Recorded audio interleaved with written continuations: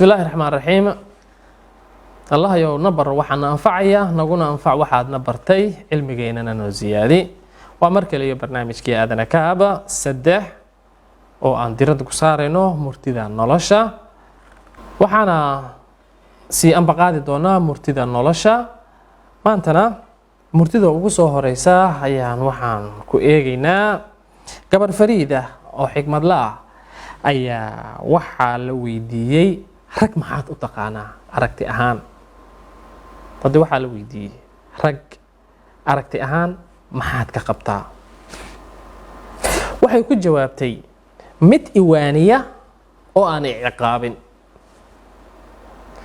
inta badan gabadha markay khalad ay ku dhacdo waxaa wanaagsan in la waaniyo waciduhun aayadda quraanka tilmaamayso ma waciduhun hala waaniyo marka iyada waxay rajaynaysaa marka hadiiba qalad ay ku dhacdo marka la waaniyo oo aan la ciqaabin marka inta badan anaga maxaan sameynaa marka ragga Soomaaliyeed inta badan waxay sameeyaan gabadha hadii khalad ay ku dhacdo waa la ciqaabaa no ciqaabtana lama soo degdego ciqaabtana wax wanaagsan ma aha hadiiba aan laga maarmin waxay noqonaysaa xalka ugu dambeeya hadii laga maarman waaba laga maarmaaba marka waxay ku leedahay gabadhan mid iwaaniya oo aan ciqaabin ayaan rag u aqaanaa haddana waxay ku leedahay mid igu kalsoonaada oo aan mar walba iraaqibaynin ama i kormeeraynin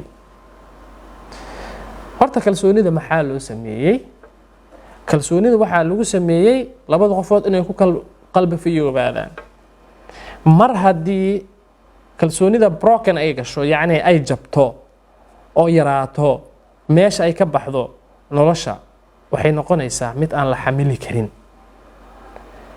wiilkaana gabadhaan uu ku mashquulayaa gabadhaana wiilkaan uu ku mashquulaysaa noloshii la rabay oo mawadda waraxma meesha inay ka abuurantana cagsi noqonaysaa marka naceebkiya meesha soo gelaya naceebaa imaanaya naxariis daraa soo gelaysa taagtaagaa soo gelaya buuqbuuqaa soo gelaya marka waxay leedahay mid iwaaniya oo aan ciqaabin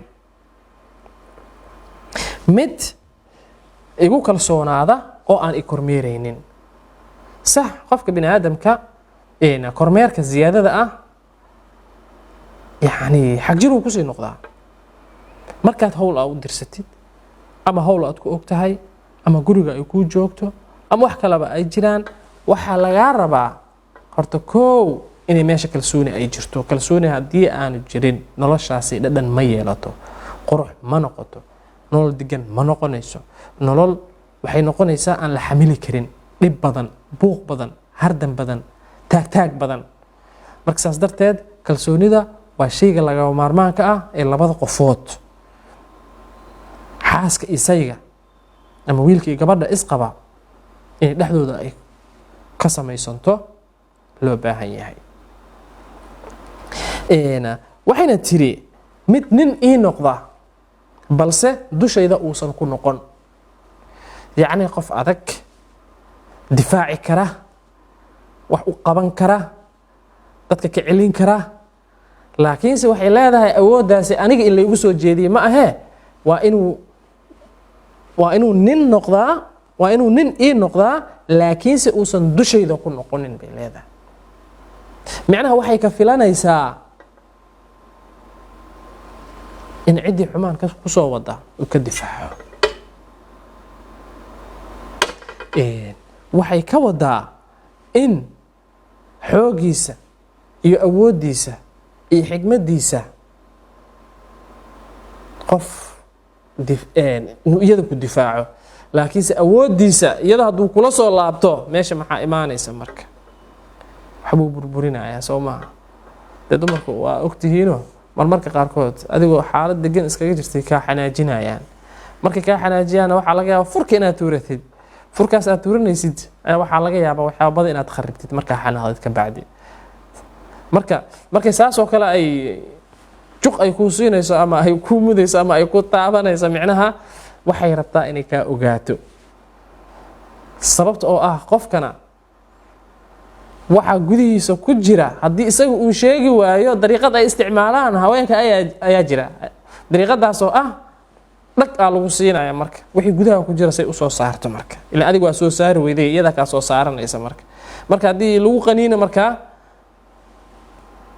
iska fardabaxaysaa marka adiga haddaadan isxakamayn karin laakiin xanaaqaaga markaad awood u leedahay inaad kontrooshid marka ama aad maamushid xanaaqa marka aad maamushid waxaad noqonaysaa nin geesi ah nin wanaagsan nin xigmad leh oo nin aan degdegina noqonaysa laakiinse mar haddii lagaa xanaajiyo oo adigana afka furatid wixii gudaha ku jira banaanka aad keentay khalaas waa lagaa helay wixii lagaa rabay marka hadhowna way ku sabanaysaayoo waxay ku leedahay iga raali noqo aniga saas ulama jeedine marka gabadhaasi waa gabar fariid ah waxayna ku leedahay aniga aragti ahaan rag waxaan u aqaanaa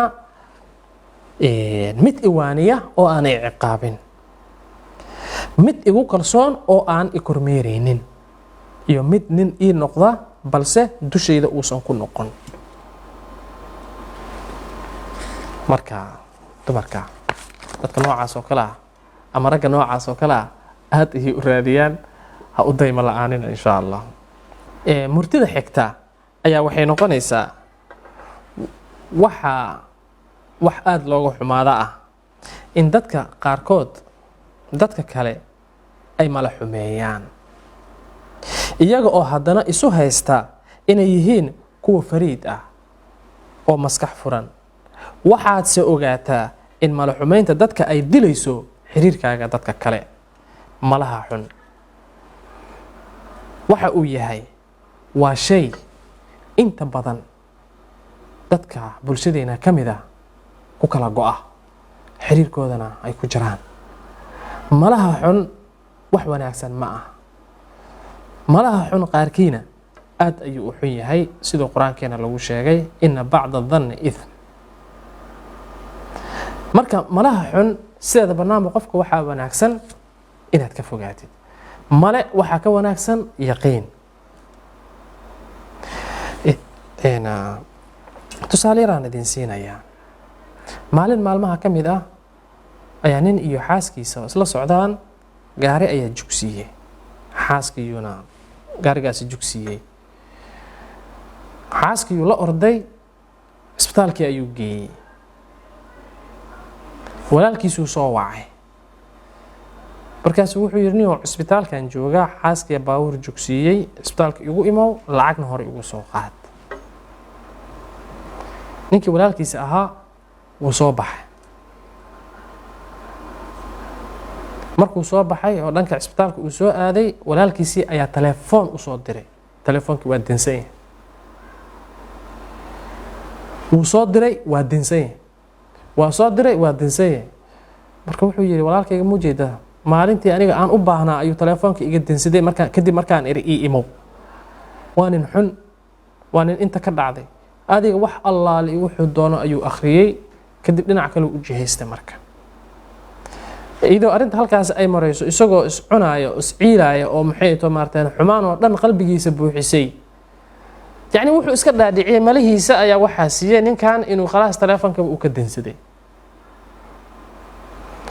ninkaana telefoonka ma dinsanine meel dukaanuu soo maray simkaarkuu kala baxay telefoonkiiyuu iibiyey leona lacag uu walaalkiisa u geeyey ma haynin telefoonkiisa ayuu iibiyey lacagtuu ka iibsaday ayuu qaaday isagoo ordaayo cisbitaalkii ugu tegey cisbitaalkii markuu ugu tegey albaabka markuu kasoo goorniyo telefoonkaaga maanta waan soo diray waa dansanaa uu yidhi uu yidhi telefoonka waan damiyey simkaarkan kala soo baxay telefoonkan suuqa aan ku geeyey waan kuu soo gaday lacagtiisana waa tana markaasuu meesha wuxuu la fariistay qoomamo marka malaha xun dhibka noocaas oo kale ayuu leeyahay qofka insaanka ah maalanba telefoon ayaad u dirtay wuu kaa qaban waaye adigana dan ayaad ka leedahay isla markiiba ma aha inaad xukun dusha aad ugu ridid 100 cudurdaar qofka u samee telefoonka wuu ka maqnaan karaa telefoonka meel wuu ku ilaawi karaa malahaagaa lagaa rabaa adiga inaad mar walba aad wanaajisid marka malaha xun wax wanaagsan ma aha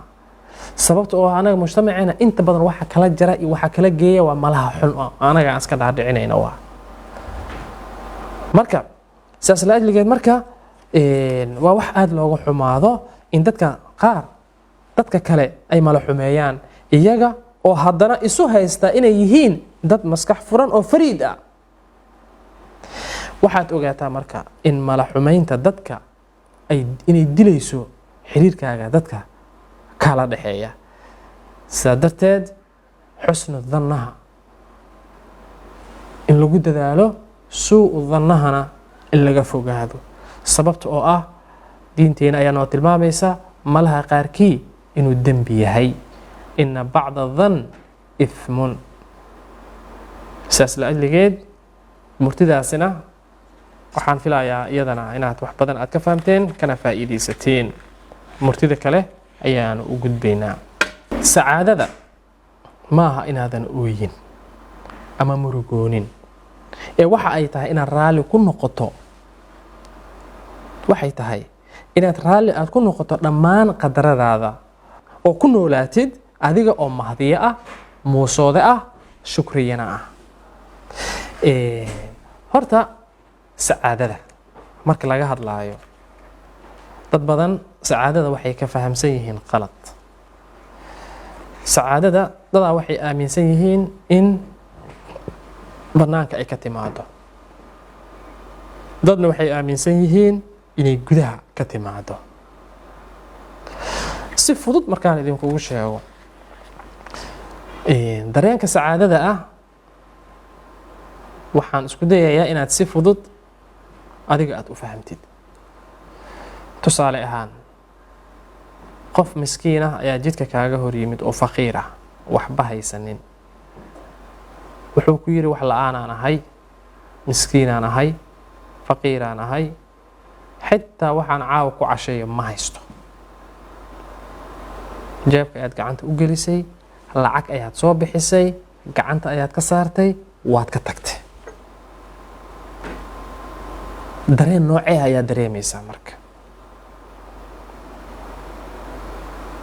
dareenkaasi aad dareemaysid inaad qofkaani caawisay oo aad wax siisay oo maanta aad ka farxisay, cashadiisana aad siisay, dareenka aad dareemaysid ayaa waxaa la yidhaahdaa sacaada. sacaadadana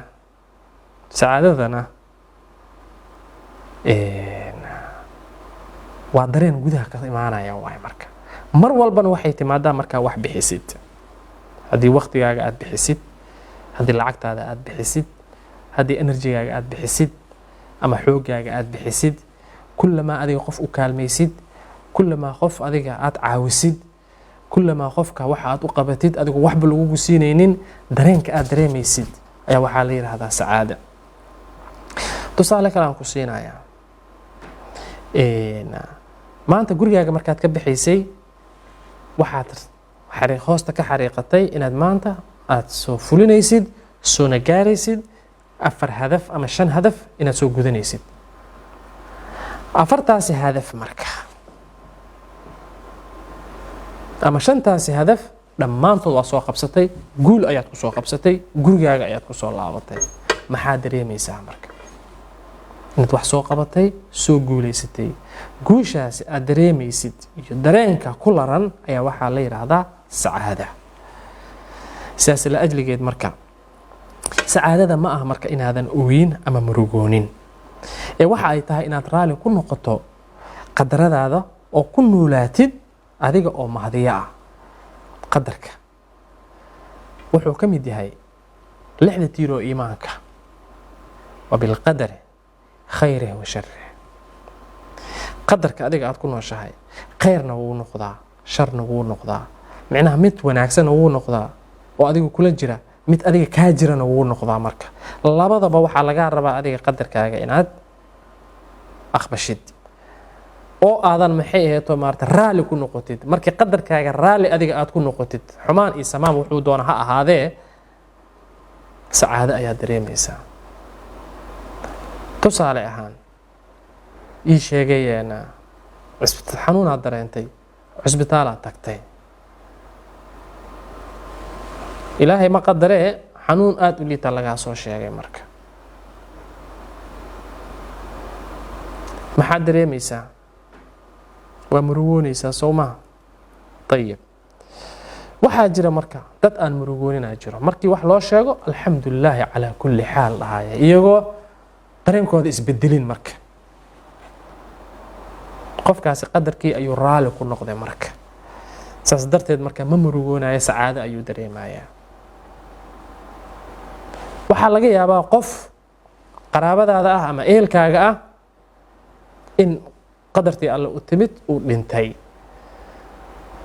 markaad mahdihi aad noqotid oo shukriye aad noqotid aad tidhaahdid alxamdulilah calaa kulli xaal lilaahi maa akhad walilaahi maa acta, markaad tidhaahdid oo qadarka ilaahay raali ah ku noqotid, maxay ta maarta meeshii waxaad dareemaysaa sacaado aan aqoonin qof dhadhamiyey maahane. saas la ajligeed marka sacaadada maaha inaadan ooyin ama aadan murugoonin, ee waxa ay tahay in aad raali ku noqoto dhammaan qadaradaada oo ku noolaatid adiga oo mahdiye ah, muusoode ah, shukriyana ah. murtada xigta ayaa waxay dhahaysaa marka uu alle ku jeclaado uma baahnid jaceylka dadka. alle marka uu ku jeclaado uma baahnid jaceylka dadka, waayo isaga ayaa iska imaanaya. jaceylkaaga alle gudihiisa ayuuna ka imaanaya. sababta oo ah haddii qofka alle uu jeclaado, qofka samada markii laga jeclaado, ahlu samaa ayaa loo sheegaya inay qofkaasi waan jeclahay, ahlu samaa wada jeclaanayaan. marka haddana ahlu ardiga sida uu nabigeena calayhi salaatu wasalaam ina baray, dadkiisaasoo dhan ay wada jeclaanayaan. laakiinse adiga juhdi badan haddii aad ku bixisid, hebel ha ku jeclaado ama hiblaayo ha ku jeclaato, sax way fiican tahay inaad dadaal ku bixisid inay dadka ay ku jeclaadaan, sax way wanaagsan tahay inaad maxay ahayto maaragtay ii sheegay dadka jeceylkooda inaad kasbatid, inaad isku daydid. dadka jeceylkooda horta waxaa ka muhiimsan jeceylka rabbigaaga. rabbigaaga suu kuu jeclaanaa marka waa inaad mar walba raali gelisaa. adiga maanta haddii mar walba waalidkaaga aad raali gelisid, maqashid, dhegaysatid, adeecdid, wax walba oo qalbigooda ku qabowsanaya aad samaysid, shuruud la-aan ay kuu jeclaanayaan. caruurta kale waa lagaa jeclaanaa, leanno dhiblow ma tihid, qofaa kacaaya ma tihid, qof mar walba waalidiinta murug u keenaya ma tihid, qof mar walba waalidka dhibaataynaya ma tihid, baariyaa tahay. marka wax walba wanaagsanna ayaad u samaysaa waalidkaaga. dabcan marka dabiiciyan qofkaasi caruurta kale wuu ka jeclaanayaa waalidka. sidaas darteed marka mar walba waxaa lagu dadaalaa marka raali ahaanshaha rabbigaaga. mar walbo aad raali gelisid, samaysid waxa uu ku farxaayo, samaysid waxa isaga raali uu ka noqonayo, samaysid waxa isaga uu jecel yahay, shaki kuma jiro inuu ku jeclaanayo. laakiinse wuxuu necb yahay aad samaysay soo maaha, addoommadiisii ayaad dhibtay soo maaha, aada dulmisay soo maaha, waxaad gudubtay soo maaha, dhulkii ayaad qastay soo maaha, dhulkii ayaad xumaysay soo maaha, dadkii ayaad xumaan la maagantahay soo maaha. naftaada xataa kuma jeclaanayso, iska daaye inuu qof uu ku jeclaado. dhanka shaqada marka haddii adiga aad doonaysid marka dadka kaa sareeya inay ku jeclaadaan, shaqadaada nadiif ka dhig. lianno shaqadaada marka aad nadiif ah ka dhigtid, iyadaa ku tilmaamaysa inaad tahay qof wanaagsan iyo inaad tahay qof liita. haddii adiga marka shaqada aad qabanaysid waajibkaaga gudo uun aad u qabatid oo aadan shaqada si wanaagsan oo dhammaystiran oo nadiif ah aadan u qabanin, waxaa lagu dhahayaa ninkaasi waa fashal, shaqadiisu wuu ku fashilan yahay, shaqada si wanaagsan uma qabto. sababta oo ah camalak nasabak, nasabkaaga waa shaqadaada. waa shaqadaada hadday wanaagsanaanaato waxaa wanaagsanaanayaa ii sheegay dadnimadaada iyo qofnimadaada. nasabkaaga waa shaqadaada. shaqadaada iska hagaaji, hebelaa kuu jeedana ha u hagaajinin, ee u hagaaji inay shaqadaada tahay, si nadiifahna aad u qabsatid. sababtoo ah rasuulkeena calayhi salaatu wasalaam waa nugu booriyey haddiiba aan shaqa aan qabanayno, shaqadaas inaan u qabanno si nadiif ah. saas la ajligeed markuu alle ku jeclaado uma baahnid jaceylka dadka, uma baahnid. waayo isaga ayaa iska imaanaya jaceylka dadka. xaguuna ka imaanayaa jaceylkaaga alle gudihiisa ayuuna ka imaanayaa. taasi mar walba niyadda ku hayso, maankana ku hayso, maskaxdana ku hayso. haddaba waxaan idin sheegayaa murtidan nolosha oo aan diiradda ku saarayno wax allaale wixii talooyin wanaagsan iyo xigmado wax ku ool ah ayaan waxaan ugu gol leenahay qofka marka uu dhegeysto ama uu daawado inuu wax wanaagsan oo dhan uu ka qaato. sababta oo ah talada adigaa ku nool, iyada kuguma noola. sidaas la ajligeed marka mar walba waxaa wanaagsan in qofka bini aadamka dhanka wanaagsan wax uu ka eego, isla mar ahaantaana uu diiradda u saaro waxa isaga danta ugu jirta. waayo bini aadamka aad ayuu wanaagsan tahay in uu ku dadaalo wax mar walba anfacaya, naftiisa anfacaya, bulshadiisa anfacaya, deegaankiisa anfacaya, dalkiisana anfacaya. waayo noloshan aa u jeedid in yar ayaad arkaysaa qof talo ku siiya, in badan waad arkaysaa qof wax ku siiya. laakiin talooyinka iyo waxa wanaagsan ee lagu sheegayo, waxa wanaagsan inaad mar walba aad diiradda aad saartid qaabkii aad ku dhaqan gelin lahayd. sababta oo ah saan hore u soo sheegnay, talada adigaa ku nool ee iyada kuguma noola. barnaamijkeenan aadana kaab qaybtiisa afraadna toddobaadkan halkan ha inoo joogo. waa maxamed cali juxa idinkaga tegaya. salaamu allaahi calaykum.